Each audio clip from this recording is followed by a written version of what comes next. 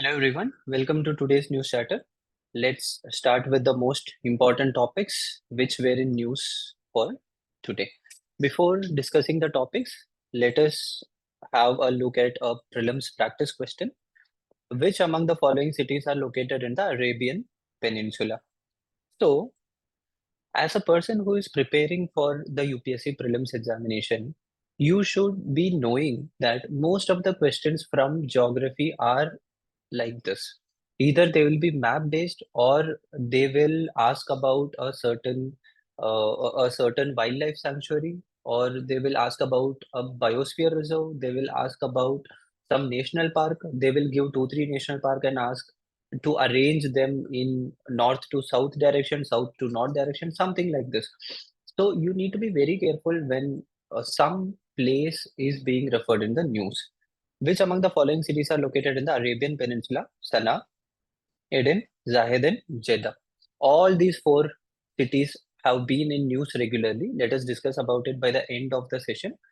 Let's jump into the important topics that were in news today.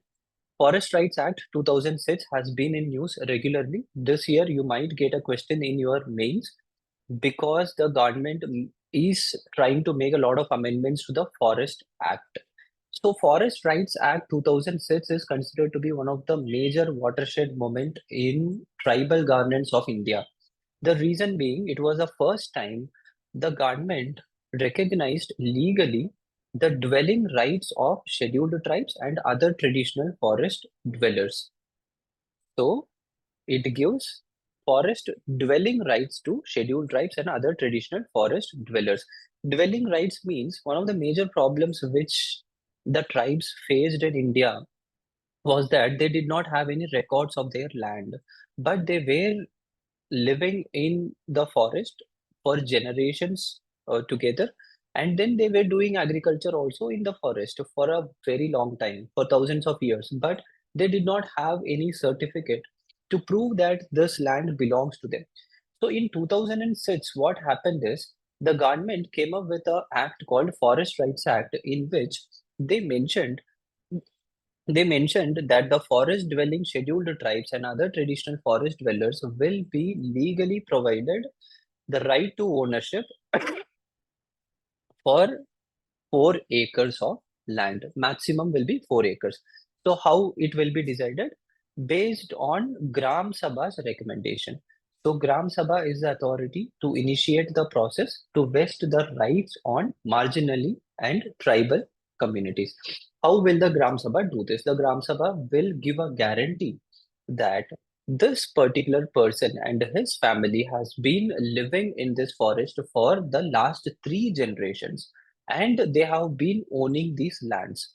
So if the Gram Sabha give this guarantee, the government will agree to it, and then the government will recognize the rights of that family to own the land. That's what Forest Rights Act is. So it gives, apart from dwelling rights, it also gives right for minor forest produce and then grazing area in the forest. To rehabilitate in case of illegal eviction, that is, before the act got passed, in lot of places, the tribes were replaced from their original inhabitation. So if a tribe comes back and tell that I have been illegally evicted from here, the Forest Rights Act will give them the right to dwell in that place again. The right to protect, regenerate, or conserve any community forest resources. So this particular act is very important. Indian society plays a major role in GS1 and GS2, so read about it. Extremely important. The appointment of election commissioner and the appointment of the chief election commissioner and the other election commissioners have been regularly in news. So we need to know what the constitution tells about it and what is the recent controversy. According to the Constitution of India, it provides that the appointment of chief election commissioner and the election commissioners shall, shall be decided by the parliament.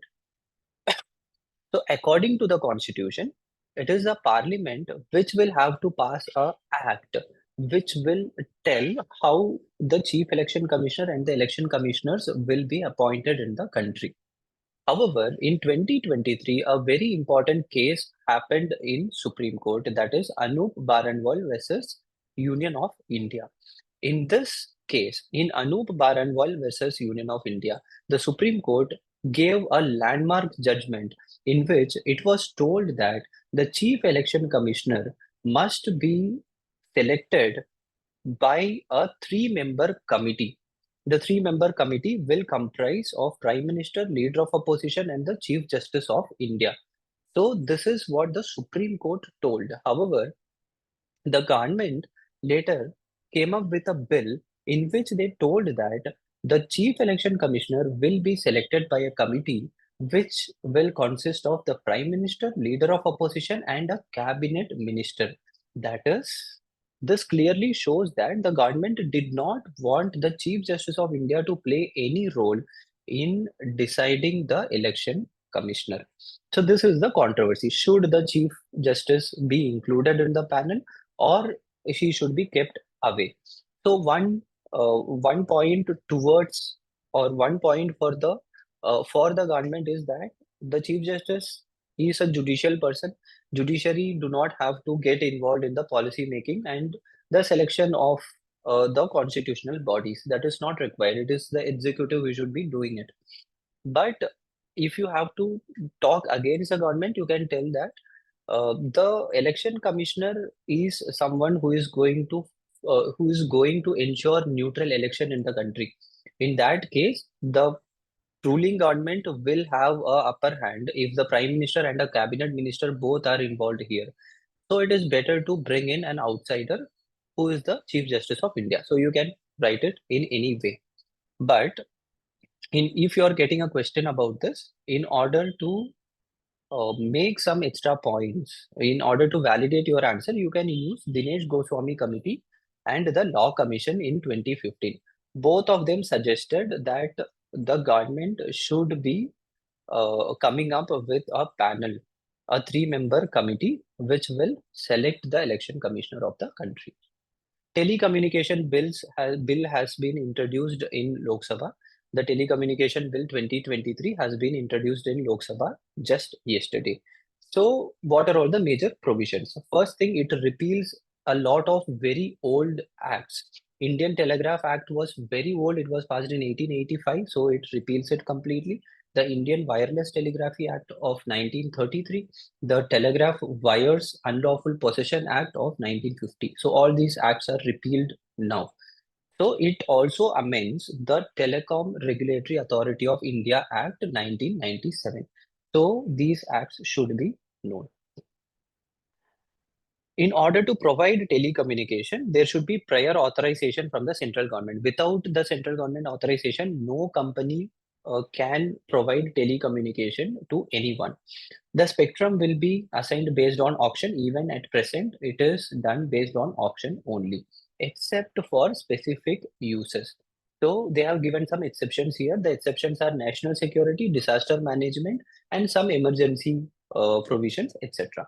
The powers of interception and search based on internal security. If the government need to search a premise or a company or an organization uh, based on the doubt that there is some impact on the internal security, the law and order of the country, the government can do it.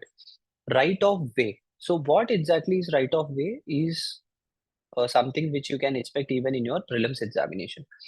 Right of way is a concept. The principle of right of way is a concept in which the government, if the government want to take a private property in their own hands because they want to make some public, uh, because they have to come up with some public outcomes.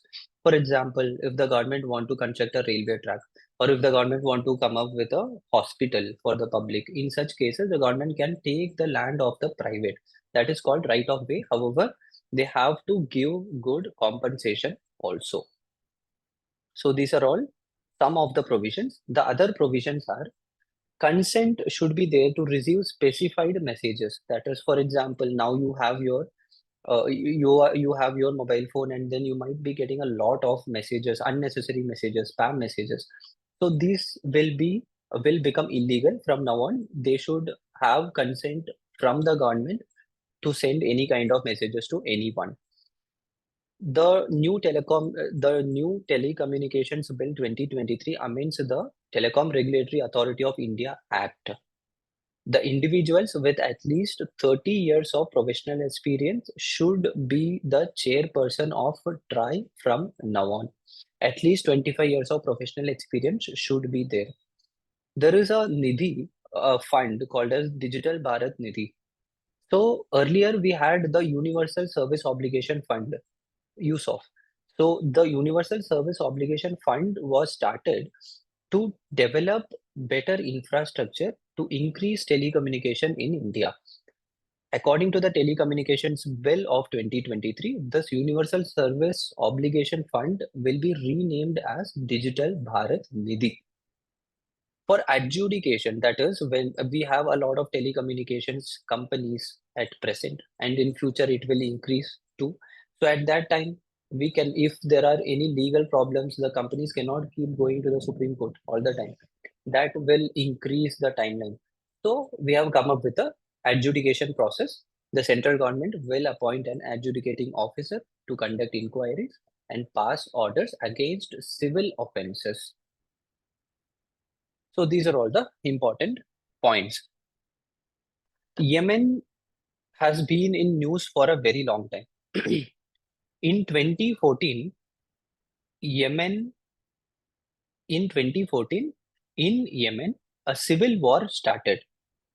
Yemen in 2014, a government was elected. The government was of Sunni majority. So Yemen had a lot of Shia population. So what happened is a particular terrorist organization called as the Houthis started to rebel against the Yemen government.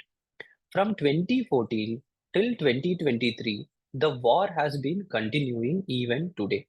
In the beginning, in 2014, the Houthis started to rebel against the Yemen government. The Houthis completely ousted the government of Yemen, and then Saudi Arabia, because they had a Sunni majority population, they came into war and they attacked the Yemen government. That is, they went on war with the Houthis. And the war is still continuing. There is no end to it. So regularly Yemen has been in news. We need to know about the borders of Yemen. So what are all the important things which we will have to be focusing from prelims perspective? In the north of Yemen, we have Saudi Arabia. Immediately to the east of Yemen, we have Oman. And then Yemen is directly open to the Red Sea. These points are very important. Saudi Arabia, Oman, and Red Sea. Some important places you need to remember from examination perspective is Sana'a is the capital. Aden has been regularly in news because Aden port is very important. Gulf of Aden, and then what are all the directly neighboring countries from Africa? Eritrea and Djibouti are very closer. So these things you should be knowing. I would also advise you to remember all the countries in the Arabian Peninsula.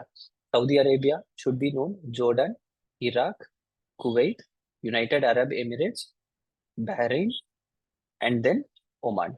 So all these places should be remembered. Their borders should be remembered. If they are asking any questions based on borders, there is a very good chance you can get a question on Yemen.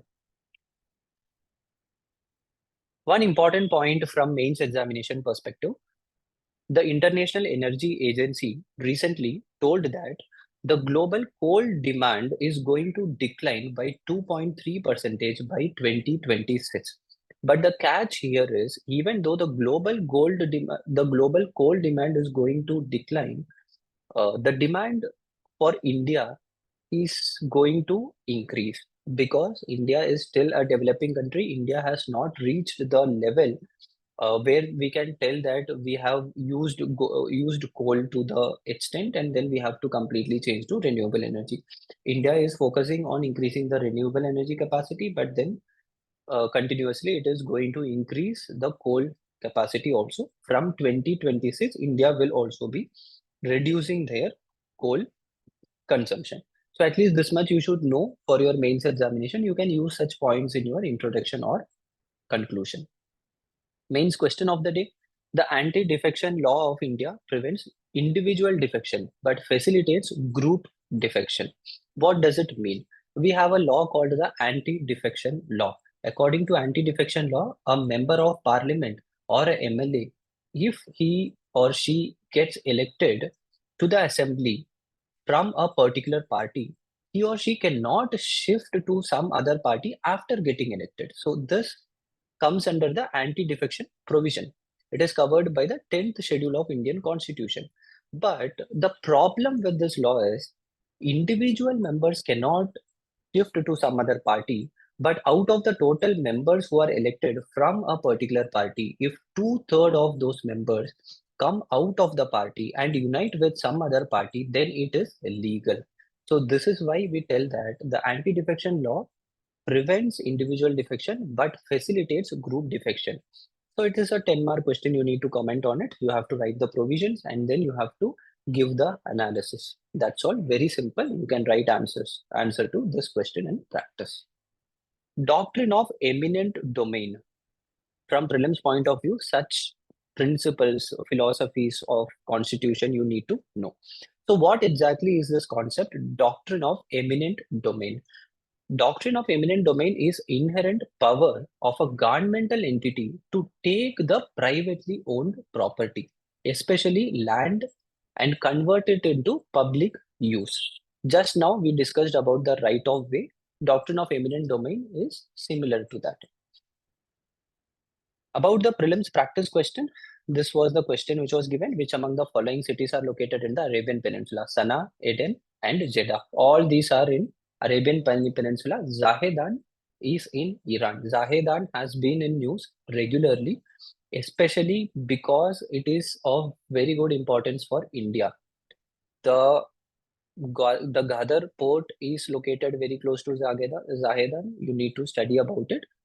You need to know all these important places. Whenever in newspaper, if you are seeing some place that is given, you need to at least immediately go to Google and find out where exactly it is located. Just go to Google Map. You will get the idea of it. So that's all for today. All the best. Study well. Let's meet tomorrow.